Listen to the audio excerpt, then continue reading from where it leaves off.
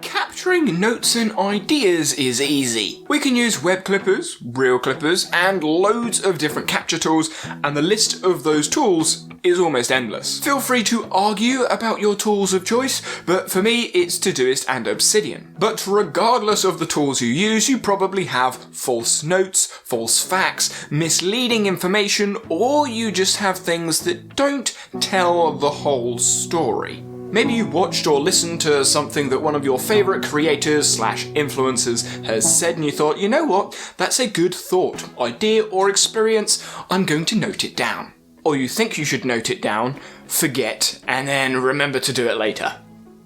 But you don't completely trust what they've said. Maybe they said cold showers help them wake up in the morning. That doesn't mean that you're now going to be taking cold showers every morning. They said reading helps you to learn.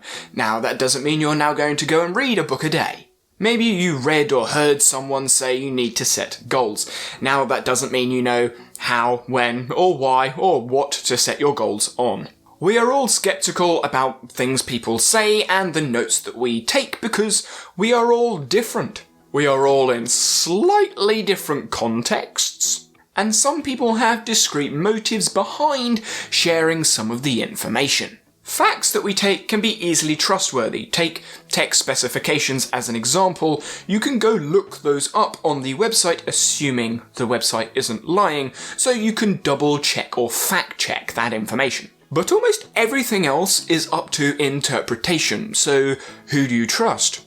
Who don't you trust? What notes do you trust? What notes don't you trust? What sources do you need to vet? And, of course, we need to consider bias. Unconscious and conscious bias. Using technology as an example, the specs of different devices are fairly consistent across the board, but we still look for lots of people's opinions to see which one we're actually going to get. But companies do something known as dynamic obsolescence, which is basically they change the colour, the design, the style just a little bit to make us feel a little bit outdated without really changing that much of the tech specs. Now, this is better than what they did in the past, which was planned obsolescence, where they basically made the product, the thing that you were buying, worse. So, light bulbs, they don't last as long, so you need to buy more, and both of these things basically mean the companies can sell more stuff. But the small changes, the nuances between this old and new thing can sometimes be left out. So even though the facts are true, the opinions are true, crucial information between old and new can be left out, so we don't actually get a true answer to the question we've asked. So, do I need to buy that thing? Yes or no? The tech industry is basically the gaming industry for adults. Instead of buying a truck or a doll or some sort of toy, we buy tech. Now, tech is much more expensive than children's toys, so we need to make sure that the information we're using is trustworthy, otherwise we can make an expensive mistake. So how do we know who we can trust? Competence is a nice indicator alongside experience, but we also need to look at the intent the person has when they're sharing information. Take a YouTube video, for example. We want people to watch the video as long as possible, so we spread out pieces of information throughout the video. We also want people to click on the video, so we make the thumbnail and title intriguing in some way, dare I say it, clickbaity. Now, that's not necessarily a bad thing, but that's a different conversation. But once people have clicked on the video, watched a fair amount of the video, we then want them to watch another video, or that's what YouTube's algorithm essentially wants us to do. Stay on YouTube, but you've gone to answer a question. So are our motives, is the intent of us giving an answer actually true to what you're looking for? And then we have integrity. Is the source honest? Do they follow certain principles, values, morals, or is there a hidden agenda? You see, the difference between a scam and a sale is basically the value the consumer gets, but the process to get there is very, very similar. You create a connection. You start to be personalized with those individuals. You build trust, and then you make a sale. Some of us are risk averse, so we are very, very skeptical of things we hear, things we read and see, and this is great for avoiding the scams, but this does stunt the growth of everything else because we are worrying about something that isn't trustworthy. Now, this normally means that the notes and information those people take are pretty trustworthy because they've gone on Google, they've done a search, they've gone to Wikipedia, and they've gone to like every single website they can find to justify what it is that they've read or seen or heard.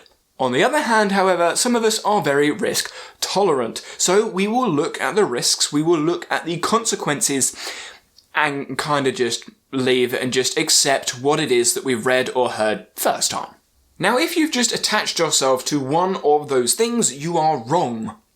Because you're both. You are both. It depends on the situation, and context matters. So finding a source that shows confidence, shows experience, shows integrity, and shows some good intent towards why they're sharing information, and it matches with your level of risk aversion in whatever context it happens to be, probably means that you have found a good and trustworthy source for your notes.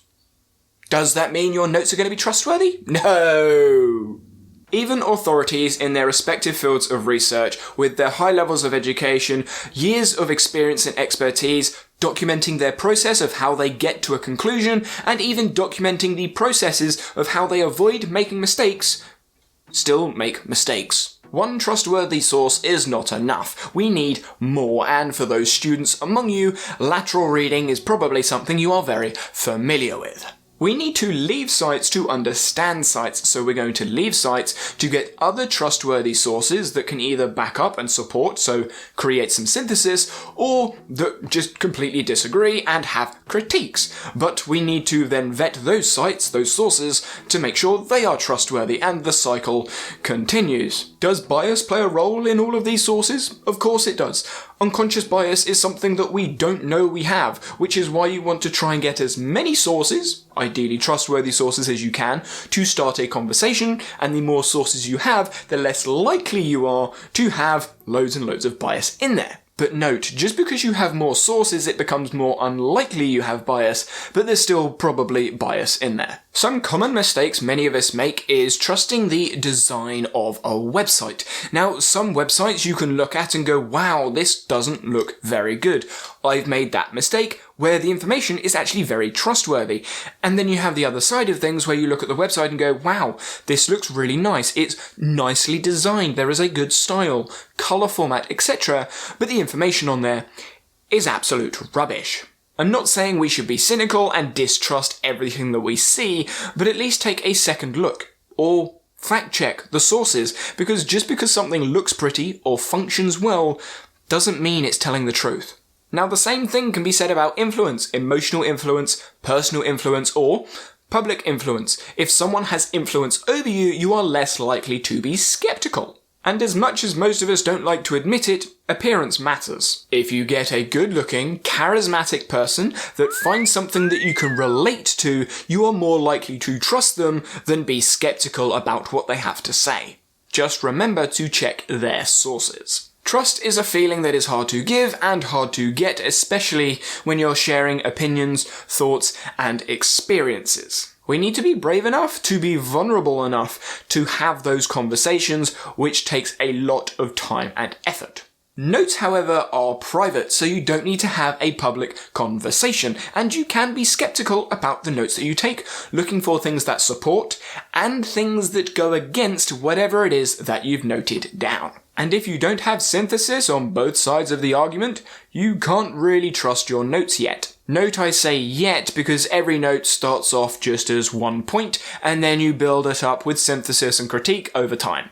This video has been made from my own notes, from my trustworthy sources that I've used synthesis and critique to build together to create the script of this video. And if you want to do a bit of fact checking where my sources have come from, where these thoughts, ideas have come from, you can have a look at my blog, which is where I post all of the different thoughts that filter through to all of the different video projects that I do on this channel. Now, I know you've just taken loads of notes from this video, so before you go watch another YouTube video, make sure you fact check those notes.